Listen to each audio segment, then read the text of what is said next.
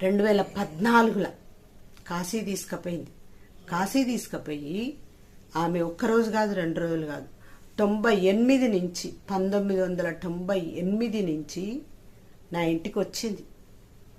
నా ఇంట్లో ఉన్నది, నా ఇంట్లో అన్నం తిన్నది, నా ఇంట్లో వండుకున్నది, నాకే మంత్రాలు చేసింది. కాశీ తీసుకుపోయి కాశీలో మంత్రాలు చేసింది. కాశీదేవుడు, కాశీ విశ్వేశ్వరుడు ఎంత గొప్ప దేవుడు. ఆ దేవుడు ఆపలే, సముద్రంలో మంత్రాలు చేసింది నాకు. యేసుప్రభు నమ్ముకున్నాక నాకు దేవుడు ప్రార్థనలో చెప్పిండు, నీకు మంత్రాలు చేసిన వాళ్ళు ఎవరు అని, నువ్వు పతనమయ్యేటందుకు ఎవ్వరు కారకులని చెప్పింది దేవుడు. ఒక్కరోజు కాదు 2 రోజులు కాదు 2017 వరకు నా ఇంటికి వచ్చింది ఆమె.